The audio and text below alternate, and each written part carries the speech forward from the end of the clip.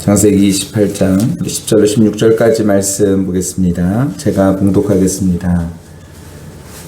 창세기 28장 10절로 16절까지 말씀입니다. 야곱이 브엘세바에서 떠나 하란으로 향하여 가더니 한 곳에 이르러는 해가 진지라.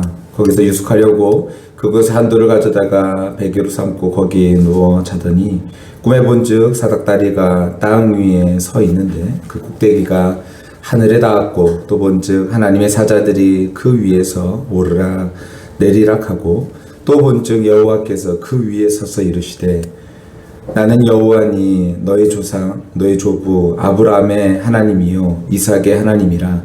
내가 누워있는 땅을 내가 너와 네 자손에게 주리니 내 자손이 땅의 티끌같이 되어 내가 서쪽과 동쪽과 북쪽과 남쪽으로 퍼져나갈 것이며 땅의 모든 족속이 너와 내 자손으로 말미암아 복을 받으리라.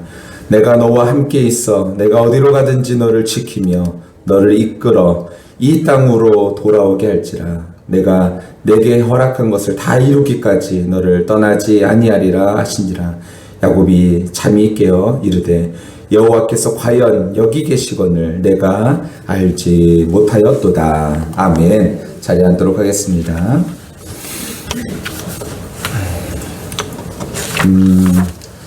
네, 오늘 대림절 네 번째 주일, 화해와 만남의 주일입니다. 몇 년 전 이맘때쯤 대림절 이 네 번째 설교인 만남과 화해 설교를 준비하고 있는데 저에게 큰 문제가 하나가 생겼었습니다. 만남과 화해를 설교하는데 정작 어머니와 관계에 있어서 마음이 굉장히 불편했던 것이죠. 그 상태로 설교를 준비한다라는 것 참 죽을 맛이었습니다. 흔히 설교자를 통해서 말씀을 먹는다 하죠. 그래서 대충 그 뜻이 어떤 것인지 여러분 잘 아시겠지만 하나님께서 설교자에게 주신 말씀이 흘러서 여러분에게 간다라는 그런 말이죠. 그런데 설교자의 마음이 좋지 않거나 혹은 설교자 마음이 더럽거나 그러면 하나님의 뜻이 제대로 전달될 수 있느냐 그런 말인 것이죠. 그래서 죽을 맛이었어요. 당장 주제를 바꿀 수도 없고 대림절 네 번째 주일이니까 당연히 화해와 만남에 대해서 꾸준히 설교해 왔으니까 그것도 또 설교해야 될 텐데 어머니와 관계가 좋지 않으니까 그 관계로 설교를 준비하는데 참 정말 괴로웠습니다.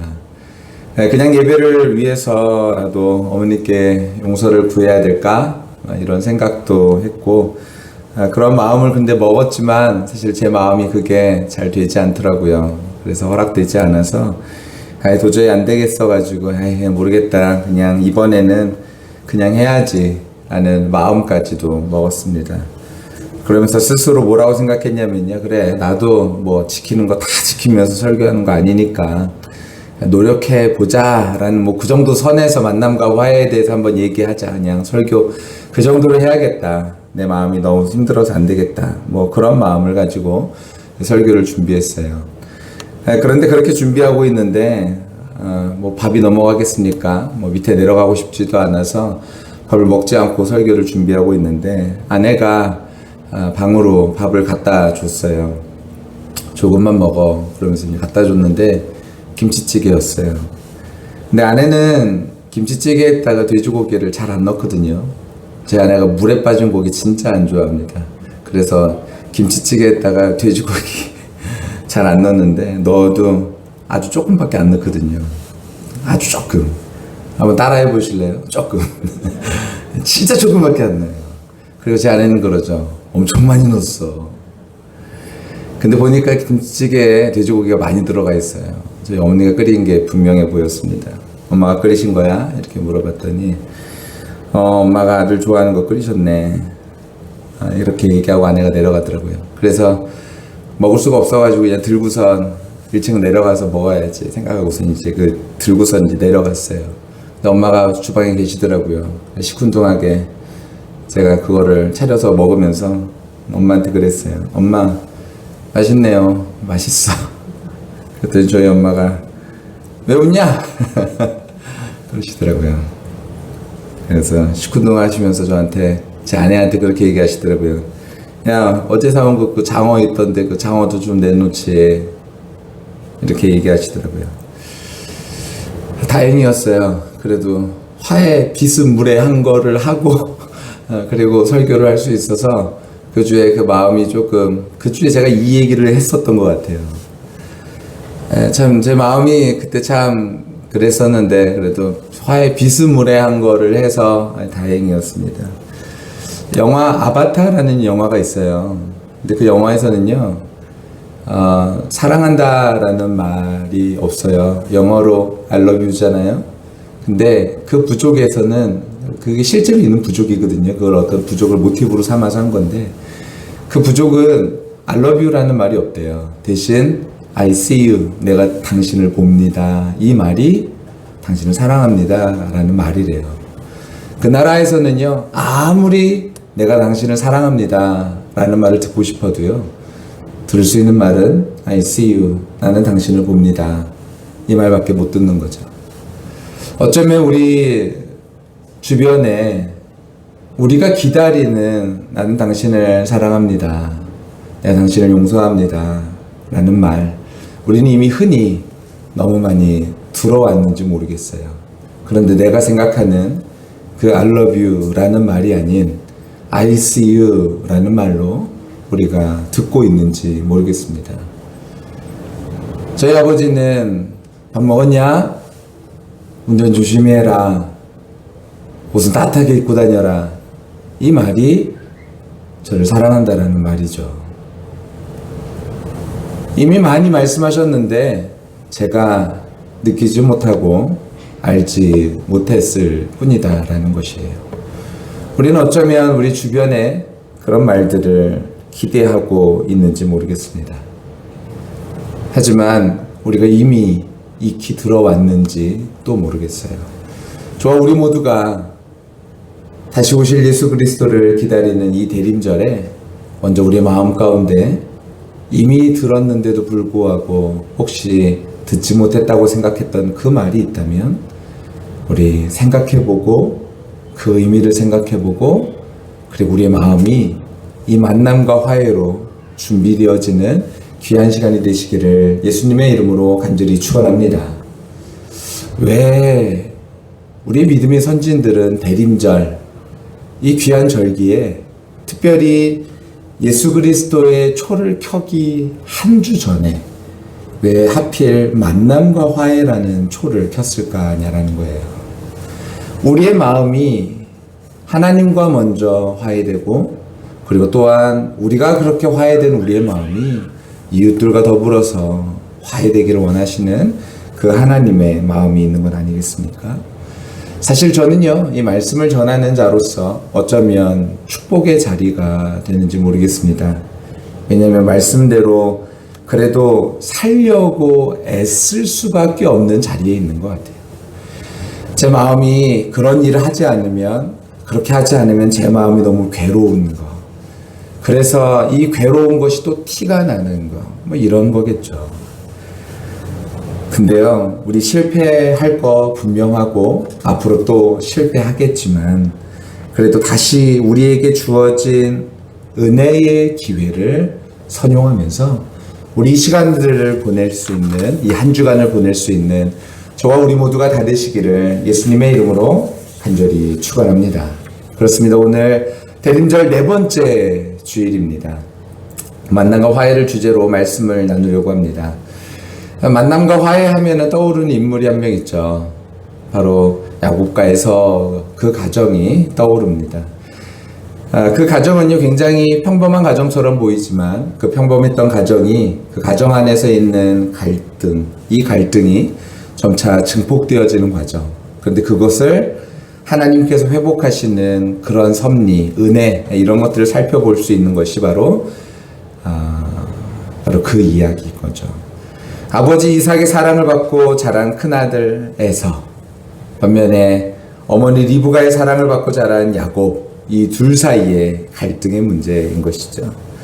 이들의 갈등은 태중에서부터 시작되어집니다. 성경은 그들이 태속에서부터 서로 싸웠다 그래요. 누가 누구를 다스리는가, 뭐 이런 거에서 싸우는 거겠죠. 그렇게 태어난 쌍둥이는요, 외모부터 크게 차이가 나서 태어나게 됩니다. 큰아이는 전신이 털옷 같다 그래서 에서, 작은아이는요, 형의 뒤꿈치를 붙잡았다 해서 야곱. 태어난 모습뿐만 아니라 태어난 성향도 달랐습니다. 에서는요, 사냥에 익숙한 사람이었어요. 그래서 주로 바깥에서 활동하던 사람이었고, 사냥을 위해서 이산 저산을 매일 바깥으로 싸돌아댔던 사람이 바로 에서입니다. 반면에 야곱은 굉장히 조용한 사람이었죠. 번역을 조용한 사람이라고 그래서 그랬는데요. 사실은요, 그게 조용하다라는 뜻이 아니라 그러니까 완벽하다라는 그런 사람입니다. 뉘앙스가 어떤 거냐면요, 에서와 달리 야곱은요, 장막 안에서 거주할 만큼 사람이 괜찮은 사람이라서 장막 안에 거주하게 했다, 이런 의미가 있는 거예요. 그러니까 얼마나 무시했고 에서를요, 야곱을 얼마나 편애했는지를 알 수 있는 것이죠. 이런 상황에서 그들의 아버지 이삭은요, 큰아들 에서가 사냥한 고기를 좋아해서 큰아들을 사랑하고, 그의 어머니 리브가는요, 야곱을 사랑합니다. 그렇게 성장한 자녀들이에요. 그러한 성장 배경에서 문제가 발생합니다. 어떤 문제예요? 여러분 잘 아시잖아요. 들에서 지냈던 에서가요, 바깥에서 지내다 보니까 들어왔는데 배가 너무 고픈 거죠. 배가 고프다. 근데 그때 마침 야곱이 뭔가 해먹고 있었던 거죠. 야, 그거 나 좀 달라. 아유, 싫은데? 약속 바른 야곱이요. 그럼 장자권 주면 내가 할게. 이렇게 하다 보니까, 그래, 그까지 장자권 이러면서 넘겨준 거죠. 먹을 것보다 더 급했던 것이죠. 시간이 흘러 그의 아버지 이삭은요, 노쇠했고, 그들의 전통에 따라 맏아들 에서에게 축복하려고 이제 기도를 준비하고 있었습니다. 그리고 나서 열심히 기도해 주려고, 야, 먹을 것 좀 가지고 와서 나 좀 충분히 좀 먹고 내가 힘있게 좀 널 위해서 기도해 줄게, 이렇게 부탁을 한 거죠. 근데 그 이야기를 리브가가 듣고, 엄마가 듣고, 리브가 엄마가 계략을 짜게 되어진 것이죠. 결국 그들의 계략대로 둘째 아들 야곱이 장자의 축복을 받게 됩니다. 그랬더니 에서가 열받은 거죠. 열받아가지고 야곱을 증오하게 됩니다. 증오로 끝난 것이 아니라 죽이려고까지 하는 마음을 갖게 되어준 것이죠. 형은 동생을 죽이려고 하고, 동생은 이것을 피해서 삼촌네로 도망가고, 여러분, 이를 본 어머니의 마음, 아버지의 마음은 어땠겠습니까? 집안이 그냥 콩가루 집안이 되어진 것이죠. 여러분, 이러한 갈등의 상황에서, 여러분, 만약에 우리 가정이 그러면 안 되겠지만, 그런 갈등의 상황에서 사람들은 흔히 문제를 해결하는 방식을 무엇을 선택하는지 아십니까? 무엇을 선택할까요? 책임 전가를 선택합니다. 에서의 입장에서는 동생 야곱이 너 자식 네가 바로 사기친 거야, 이렇게 책임을 전가하는 거죠. 너 때문이야. 너 때문에 이런 갈등이 일어나기 시작한 거야 라고 책임 전가를 할 수 있죠. 어쩌면 어머니를 원망할 수도 있었어요. 엄마가 그래서 그랬잖아 라고 말하면서 엄마를 탓할 수도 있었을 것입니다. 리브가 마음속에서는요, 왜 이렇게 그 남편은 에서를 사랑해가지고 그런 일들이 일어난 거야, 이렇게 증오할 수 있었던 것이죠. 야곱은 어떤가요? 아니, 형이 처음부터 장자에 대해서 관심이 없던 거 아니었어? 그 먹을 거 그거 하나 했다가 장자권 나한테 팔았잖아 라고 말하면서 모든 발단이 형에서부터 시작됐다라고 생각할 수도 있어요. 그리고요, 아니, 아버지가 그거 하나 몰랐겠어? 아버지가 충분히 알았는데 불구하고 나한테 그렇게 해준 거 아니겠어? 이렇게 생각할 수도 있었을 문제예요. 여러분, 제3자의 입장에서 보면요, 모두가 다 문제인 거죠. 자기 입장에서 보면요, 얼마든지 책임 전가해서 그 문제를 해결할 수 있는 것이에요. 내 입장에서 말이죠. 거실 바닥에 두었던 컵에 있던 물이 쏟아져 버렸어요. 물이 쏟아졌네? 아들이 말했어요. 아까 내가 보고 치웠어야 되는데. 아버지가 말합니다. 내가 의자를 조심스럽게 빼서 앉았어야 되는데. 어머니가 말합니다. 내가 처음부터 거기에다 물을 두지 말았어야 되는데. 잘 되는 집안의 모습인 것이죠. 거실의 바닥에 두었던 컵에 있던 물이 쏟아져 버렸어요. 아들이 말합니다. 내가 거기 물이 거의 바닥에 있을 때부터 내가 알아봤어. 물을 왜 거기다가 둔 거야? 어머니가 말합니다. 아니, 의자를 뺄 때 그거 안 보여요? 좀 볼 때 그거 좀 그렇게 좀 보고서 좀 피해가지고 좀 하면 안 되나? 맨날 그걸 다 설명해 줘야 하나? 아버지가 말합니다. 내가 몇 번째 말한 거야? 컵도 그렇고 저기 선반도 그렇고 정리가 안 되잖아. 정리가. 이게 안 되는 가정의 모습이죠. 여러분, 어떤 가정이 아름다울까요? 여러분, 어떤 가정에서 살고 계십니까? 우리도 그럴 수 있어요. 갈등 상황에서 문제를 대하는 가장 쉬운 방법은요, 너 때문이야! 이게 제일 쉽습니다. 너 때문에 이렇게 된 거야. 너가 그렇게 말하지 않았으면, 너가 이렇게 하지 않았으면 일이 그렇게 진행되지 않았을 거야. 이런 식으로 문제를 접근하려고 해결하고 하죠. 그러나 책임의 전가는요, 절대로 문제를 해결하지 못합니다. 오히려 문제를 더욱더 증폭시키죠. 아까 보세요. 물 하나 쏟아진 게 어디까지 가버렸어요. 선반을 정리하지 않은 거야. 너는 왜, 아빠는 왜 평소에 그 의자를 뒤로 뺄 때 뭐 그런 것들 제대로 보지 않아. 엄마는 왜 그걸 아무데나 둬. 뭐 이런 식으로 되면서 문제가요, 오히려 더 증폭되는 거죠. 그거 물 하나 쏟아진 게요, 오히려 문제를 엄청 크게 일으키는 거 아니겠습니까? 코로나가 처음 유행할 때도 그랬어요. 정부는요, 이 일의 책임을요, 어딘가에 돌리기를 원했죠. 그래서 그것을요, 교회로 정했던 것 같아요. 그러니까 어떻게 했어요? 교회로 인해서 확산이 시작됐다. 그러니까 교회는요, 서울 경기에 있는 교회는 다 대면 예배 안 돼. 다 비대면 예배. 무조건 모이지 마. 뭐 이렇게 됐던 것이죠. 방역수칙 무시하고 상식 이하의 행동을 하고 있는 몇몇 교회들을 옹호하고 싶은 마음이 있어서 제가 이 말씀 드린 거 아니에요. 그러나 일상의 행동 반경까지 줄여가면서 이 교회 안에 그래도 방역 잘 지키면서 애쓴 많은 교회들 그냥 노고 다 그냥 무시해버리고 그런 식으로 했잖아요. 이게 문제가 해결이 됐나요? 얼마 전에 법원에 판결이 나왔어요. 서울시에서, 경기도에서요, 교회 그 예배 못 드리게 했던 거, 그 위헌이다 나왔어요. 이미요. 예배 못 드리게 했던 거, 그거 못 모이게 하고 위헌이다. 그 종교의 자유를 침해한 거다. 이미 법원에서 다 그렇게 얘기했거든요.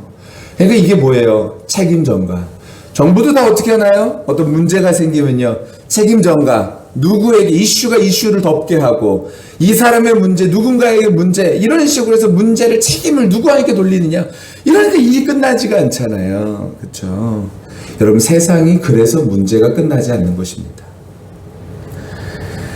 모두 같은 방식으로 문제를 바라보고 있기 때문이에요. 책임 전가. 그러나 이런 방식으로는요, 문제를 해결할 수 없습니다. 야곱가에서 이들 가정의 문제 해결의 시작은요, 뭐에 있었을까요? 하나님의 개입에 있었습니다. 여러분, 하나님께서 우리의 삶의 문제에 개입하게 하시기를 예수님의 이름으로 간절히 축원합니다.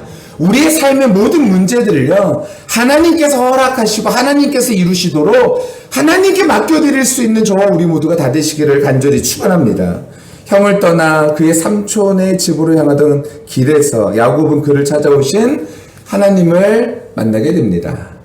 하늘과 맞닿은 사닥다리에서 하나님의 천사가 그 위를 오르락내리락 하는 모습을 보게 되어져요. 그곳에서 하나님은 자신을 나타내셨죠.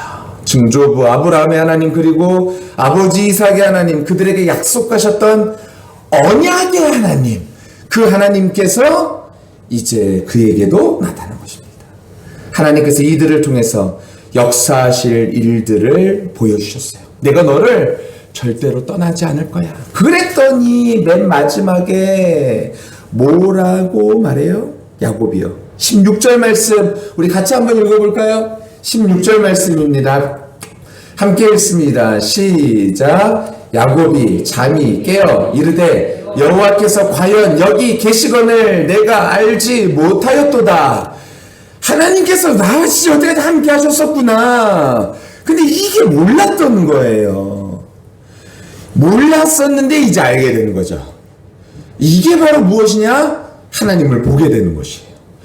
야곱이 여태까지 하나님 옆에 안 계셨을까요? 아니요, 계셨어요. 언약의 하나님과 함께 안 계셨을까요? 계셨어요. 그런데도 불구하고 그 하나님이 인지하지 못한 거죠. 인식하지 못하는 거죠. 여러분 알지 못했던 거죠. 하지만 그 하나님이 이제 알게 되어진 거예요. 아, 하나님이 나와 함께 계셨었구나. 여태까지 함께 계셨었구나. 이것이 인식된 거죠. 이때부터요, 야곱이 생각하는 방식이 달라집니다. 야곱이 생각하는 방식이 달라져요. 그러니까 생각하는 방식이 달라졌다는 것이 무엇이냐? 인생에 뭔가 충격을 받으면 우리는 생각하는 방식이 달라지죠. 인생의 가장 큰 충격이 무엇이냐면요, 하나님을 만나면 인생의 가장 큰 충격을 받게 되어지거든요. 내가 이 유한한 존재가 무한한 존재라는 것을 만날 때 우리는 인생에 충격을 받을 수밖에 없어요. 여러분, 충격을 받으면요, 뭔가 세상을 바라보는 눈이 달라집니다. 눈빛이 달라지고 행동이 달라지고 모든 것이 달라지죠. 제가 얼마 전에 어떤 차를 탔는데, 그 차가요, cc가 3800cc예요. 3800cc가 여러분 여자분들은 잘 모르실 수 있지만요, 우리 예전에 교회차 승합차가요 2000cc예요. 2000cc. 근데 이 차는요 거의 2배에 가까운, 거의 4000cc에 가까운 차예요. 그러니까 엔진이 그렇게 힘이 세니까요, 차가 어떻게 나가겠어요? 살짝만 밟아도 무한하고 나갑니다. 고속도로에서 160km, 170km 밟는 거는요 일도 아니에요. 전 여태까지 타봤던 차는, 저희 집 차는 1400cc, 그리고 2000cc라 해도 오래된 차. 근데 3800cc니까요, 야, 이걸 밟으니까요 고속도로에서 180km, 200km 그냥 나갈 것 같은 거예요. 물론 180km까지 밟진 않았지만 170km까지 너무 쉽게 나가면서 엔진이 저한테 얘기하는 것 같더라고요. 뭐라고 얘기하는 거 아니에요? 나 아직 힘 남았어. 더 밟아도 돼. 충분히 더 나갈 수 있어. 이렇게 얘기하는 것 같더라고요. 여러분, 이게 다른 거예요. 그러니까 우리가 인식한다라는 거. 차만 해도 이렇게, 야, 이게 다르구나. 이렇게 되는 거거든요. 안 타보셔서 그러신 것 같으면요, 한번 나중에요, 좋은 차 한번 타보시면요, 이게 딱 느껴집니다, 진짜로요. 근데 우리 인생에 하나님을 만나면요, 완전 달라지는 거죠. 여러분, 인생에 하나님을 만나면요, 뭐가 생길까요? 저는 오늘 만남과 화해라는 주제를 말하면서 이걸 말하고 싶어요. 여러분, 인생에 하나님을 만나잖아요? 그러면 마음에요, 여유가 생깁니다. 마음에 뭔가, 그래, 이렇게 되어지는. 여러분, 만약에, 여러분, 그렇잖아요.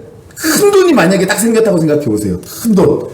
예를 들어서, 저한테 큰 돈이 어느 날 다니겠지만요. 여러분에게 만약에 꽁돈으로 1억이 딱 생겼다고, 1억 너무 적은가요? 10억이 생겼다고 딱 생각해 보세요. 꽁돈! 누가 준 거예요. 너 가져! 별로 실감이 안 나시죠? 그러니까 1억 정도.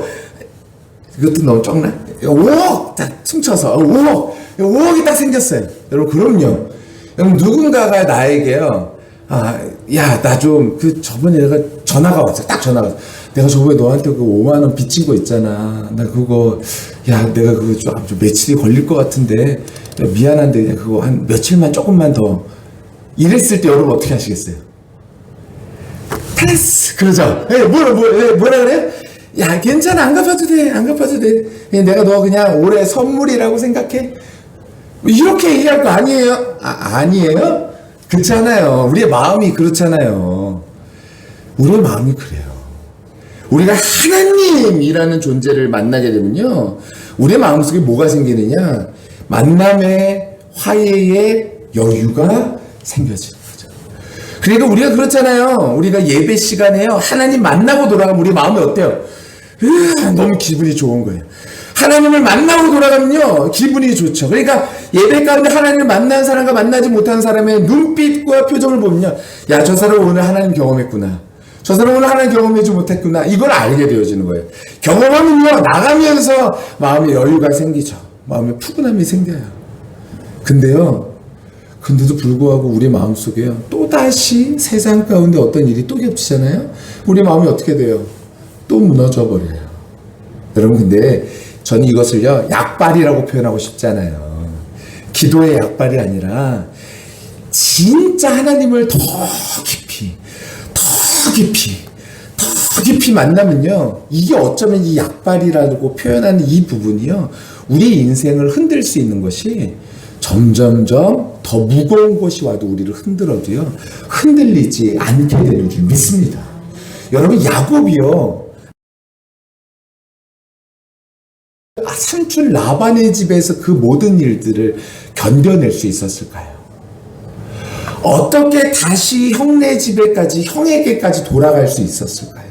그것은 이 마음속에요, 매일매일 하나님을 만났던 약발과 같은 그런 것이 아니라요, 약기운이 돌아서 그런 것이 아니라 이때 하나님을 완벽하게 만났고 이때 하나님이 충격적으로 만나지니까 그의 인생이 완전히 달라지게 되어졌다는 것이죠.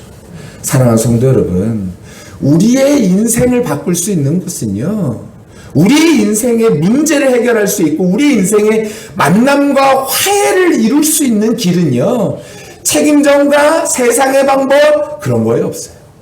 오로지 단 하나, 우리가 예수 그리스도 만나서 우리의 인생에 하나님과 화해를 이루었던 것처럼 우리의 인생 가운데에서 하나님 만날 때 우리의 삶과 저 사람의 삶 사이에 하나님이 개입되어질 때 우리의 인생은 오로지 그때에 비로소 인생의 문제가 해결되어지는 줄 믿습니다. 저와 우리 모두가 우리의 삶 속에서 하나님 만나 삶을 해결하는 우리 모두가 되시기를 예수님의 이름으로 간절히 축원합니다. 그때에 에서를 만날 때, 에서가 만날 때 마음이 떨리니까 어떻게 했어요? 야곱이요, 순서를 자기가 맨 뒤로 갔잖아요. 사랑하는 라헬을 맨 뒤로 보내잖아요. 그리고 나서 사랑하지 않는 순서로 앞으로 보내잖아요. 근데 에서가 어떻게 해요? 에서가 다 안아주잖아요. 딱 이렇게 얘기하잖아요. 여러분, 에서 얼굴이 하나님이었을까요? 아니잖아요. 그 의미가 아니라 그 하나님께서 그 사닥다리에서 그 하나님, 내가 하나님을 인식하고 알게 되어졌던 그 하나님, 나를 진짜로 이곳 가운데 다시 돌아오시게 했다 하시는 그 약속의 하나님, 그 하나님이 그 순간에 에서의 얼굴과 오버랩 되어지면서 마음속에 확 하고 온 거잖아요. 여러분, 이게 확 느껴진 거잖아요. 그러니까 그 순간, 야, 내가 하나님을 만났다, 이렇게 되어지는 거 아니겠습니까? 우리 인생 가운데 하나님께서 오늘 이렇게 말씀하신 듯해요. 야곱과 에서의 인생을 통하여, 얘들아, 갈등은 어떻게 해결하는 거냐면 바로 이렇게 해결하는 것이란다 라고 말씀하신 듯해요. 사랑하는 성도 여러분, 우리 가정에, 우리 직장에, 우리 사회에, 우리 교회에 어떤 문제든지요, 그 안에 언제나 하나님이 손잡게 되시기를 예수님의 이름으로 간절히 축원합니다. 성도가 손잡지 마세요. 이 손잡지 말라는 얘기가 아니라 성도가 손잡는 것이 아니라 성도와 그 사이에 하나님이 손잡게 되어지시는 그런 교회 되기를 예수님의 이름으로 간절히 축원합니다. 가정에서도 마찬가지로 남편과 아내가 손잡는 것이 아니라 그 사이에 하나님이 손잡게 되어지는 가정 되시기를, 그런 가정이 이루게 되시기를 예수님의 이름으로 간절히 축원합니다. 특별히 이번 성탄절 맞이하면서 하나님, 제가 먼저 하나님 손 꼭 붙들고 있는지 확인하고, 그리고 저희 남편이, 저희 아내가, 저희 자녀들이 그 하나님 손 꼭 붙들 수 있도록 주님 붙들어 달라고 그렇게 간절히 기도할 수 있는 저와 우리 모두, 그런 우리 모두가 되어 이 성탄절이 기쁘고 감사한 성탄절이 되시기를 예수님의 이름으로 간절히 축원합니다.